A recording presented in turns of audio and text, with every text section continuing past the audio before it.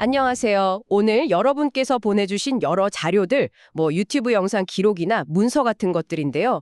이걸 바탕으로 1945년 해방 직후부터 대한민국 정부가 어떻게 세워졌는지, 또 어쩌다 분단까지 갔는지 그 복잡했던 과정을 한번 깊이 파헤쳐 보려고 합니다. 네, 정말 격동의 시기였죠. 1945년부터 48년까지. 맞습니다. 그래서 오늘 저희의 목표는 그 당시 주요 인물들 있잖아요. 여운형, 이승만, 김구, 김규식, 그리고 북쪽의 김일성까지. 이분들이 어떤 입장이었고 또 어떤 선택들을 했는지 이걸 좀 자세히 보는 거고요. 그리고 빼놓을 수 없는 게 그 냉전이라는 거대한 국제 정세 아니겠습니까?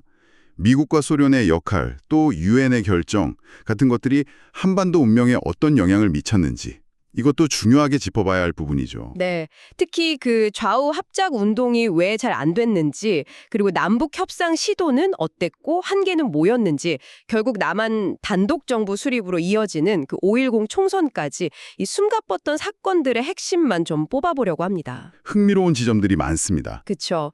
자료들에 보면 당시 미국이나 소련, 심지어 일본까지도 존경했다는 여운형 선생 같은 분이 계셨는데도 그분의 노력에도 불구하고 역사는 좀 다른 길로 흘러갔단 말이죠. 자, 그럼 이 복잡한 실타래 한번 같이 풀어볼까요? 네, 좋습니다. 자료들에서 가장 먼저 이렇게 딱 보이는 인물 중 한 분이 바로 여운형 선생인데요.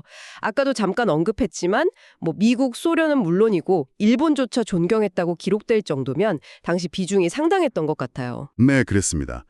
해방 직후에 여운형 선생은 그 좌우를 아우르는 통합 리더십으로 정말 큰 기대를 모았었죠.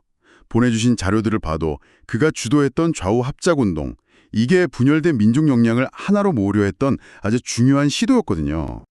근데 이 노력이 내부적으로는 이념 대립이 너무 심했고 또 외부 세력들의 개입도 있었고요.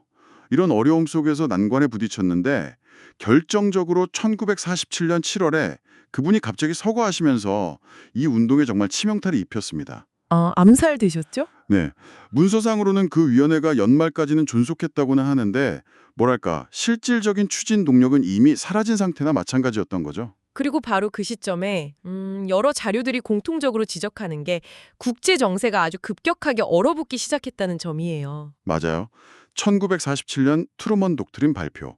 이게 이제 냉전이 본격화되는 신호탄이었는데 이걸로 미소 관계가 확 나빠지면서 그게 한반도 문제에 그냥 직접적인 영향을 준 거죠. 처음에는 미국도 통일정부 수립을 생각했다가 입장을 바꿔서 이 문제를 유엔으로 가져갔다고 분석하는데요. 이게 어떤 결과를 가져왔나요? 네. 유엔 총회에서는 처음에는 남북한 인구 비례에 따라서 총선거를 하자 이렇게 결의를 했어요. 근데 한 자료에서도 지적하듯이 이게 인구가 훨씬 적은 북한하고 소련 입장에서는 좀 불리한 아니었던 거죠. 그렇죠. 인구수가 남한이 훨씬 많으니까. 네. 그래서 결국 그쪽에서는 유엔 한국임시위원단, 그 선거관리위원단이 북한 지역에 들어오는 것 자체를 그냥 거부해 버렸습니다. 선거 자체가 불가능해진 거죠. 북쪽에서 거부를 했군요. 네. 그렇게 되니까 미국이 1948년 2월에 유엔 소총회, 그러니까 좀 더 작은 규모의 위원회인데요. 여기서 선거 가능한 지역, 다시 말해서 남한에서만이라도 선거를 치르자 이런 결정을 이끌어냅니다.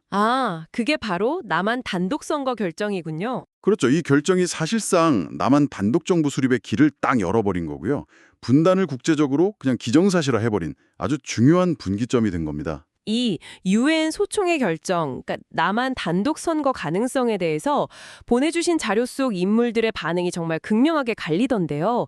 특히 이승만 박사하고 김구 선생 입장이 아주 대조적이에요. 맞습니다.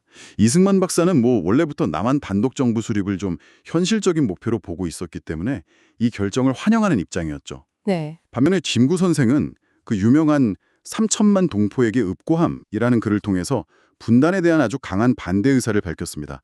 어떤 자료에서는 그분이 나는 38도선을 베고 놓을지언정 민족의 분단을 막겠다. 이렇게 말씀하시면서 이승만 박사가 개인적인 권력을 위해서 분단을 이용한다고 비판했다고도 전하고요. 김규식 선생도 비슷했죠? 네, 김규식 선생 역시 분단이 결국에는 전쟁으로 이어질 거다. 이렇게 우려하면서 통일정부 수립을 정말 끝까지 주장하셨고요. 그래서 김규식 선생은 이 분단을 막아보려고 마지막 노력으로 북쪽으로 가시기까지 하잖아요.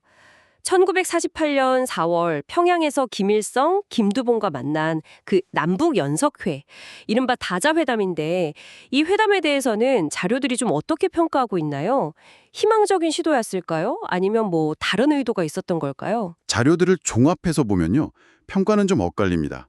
회담 자체에서는 뭐 통일정부 수립 원칙이라든지 미소 양군 철수 같은 데 합의는 했어요.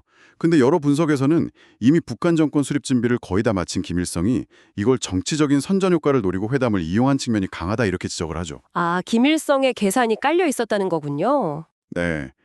하지만 동시에 김규식 선생 입장에서는 이런 상황을 혹시 알았더라도 분단을 막기 위한 어떤 뭐랄까 지푸라기라도 잡는 심정으로 회담에 임했을 거다. 이런 해석도 상당히 비중이 있게 다루고 있습니다. 마지막까지 통일의 가능성을 정말 포기하지 않으셨던 거죠. 결국 이 협상이 뚜렷한 성과를 내지는 못하면서 남한만의 총선으로 가는 그 흐름이 더 굳어지게 되는 거죠. 네, 맞습니다. 그리고 이 과정에서 제주 4.3 같은 정말 비극적인 사건도 발생했고요. 네, 그렇죠. 남북 협상이 사실상 결렬된 이후에 김규식 계열하고 남쪽의 사회주의 세력은 5.10 총선 불참을 선언했거든요. 제주 4.3 항쟁 역시 남한 단독 선거와 정부 수립 반대라는 그런 복합적인 배경 속에서 일어난 비극이었고요. 그래서 결국 1948년 5월 10일에 남한에서는 뭐 이승만 지지 세력 등이 중심이 돼서 우리 역사상 최초의 보통 선거이자 남녀 평등 선거인 5.10 총선이 실시되는군요. 네.